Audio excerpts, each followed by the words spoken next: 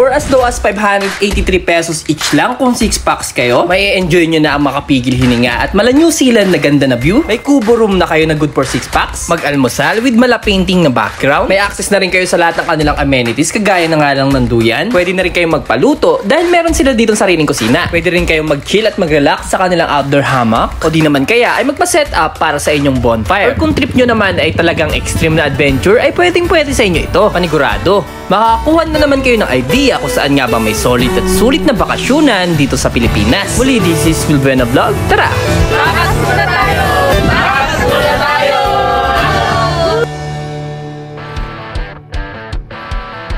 At ang takas nga natin ngayong araw ay dito sa Impasugong, Bukidnon. Yup, mga katakas, dahil mula sa Cavite ay dadayuhin natin ang isa sa pinakasikat na sikat at ang isa sa pinakadinadayong bakasyunan sa Mindanao. Ang sinakyan nga namin papunta dito ay ang Cebu Pacific at maniwala man kayo o hindi, ito pa nga lang ang ikatlong beses na sasakay ako ng eroplano. At to be honest, takot nga ako sa height at gusto ko nga mag-thank you sa Cebu Pacific Stops dahil sa tuwing nakikita ko sila na kalmado ay napapanatag nga ako. Mula nga na iya ay bumiyahe kami ng 1.5 oras papuntang Lagindingan Airport. Dito nga umarkila kami ng van at bumiyahe kami ng 2 hours papuntang Impasugong. At dito nga ay mararating nyo na yung negosyo center. Dito nga ay pwede na kayong bumili ng inyong mga souvenirs na pwede nyo ipampasalubong. At 1 kilometer nga dito ay mararating nyo na itong payag. At dito na nga kami sasakay ng habal-habal, mga katakas. Yup, tama ang pagkakarinig nyo dahil hindi nga kaya ng normal na sasakyan ang pag-akyat sa bundok.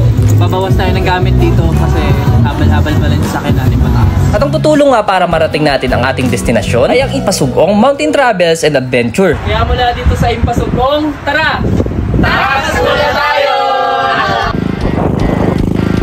Mula nga sa payag ay sumakay kami ng habal-habal para marating natin ang ating destinasyon. At dito, hindi namin in-expect na sobrang extreme pala nito. As in, sobrang lubak nga ng inyong madadaanan. Kaya kung ikaw nga yung tipo ng tao na katulad namin na mahilig sa extreme, paniguradong mag-i-enjoy kayo dito. May mga madadaanan kayong ilog, may mga daanan din na palusong, at meron din namang mga daanan na matatarek. Take note lang, mga katakas, sa may mga nadaanan kaming bangin. Pero professional nga ang mga driver ng habal-habal dito at ilang taon na nga nila itong ginagawa.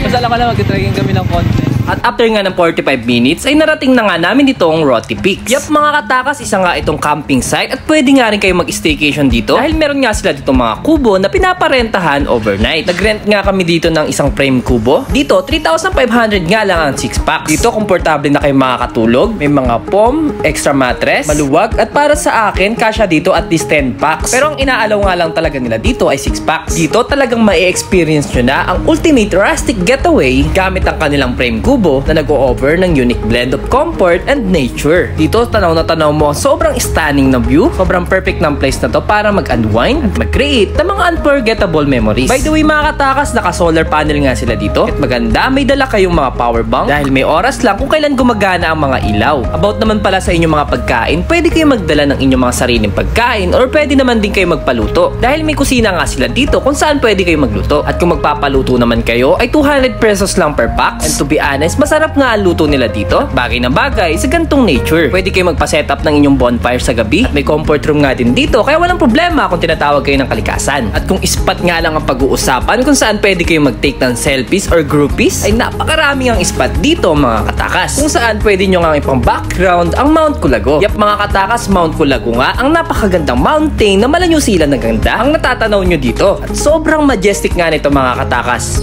Grabe, ito na ata. Isa sa may pinakamagandang view na nakita ko sa talaan ng buhay ko. Tignan nyo.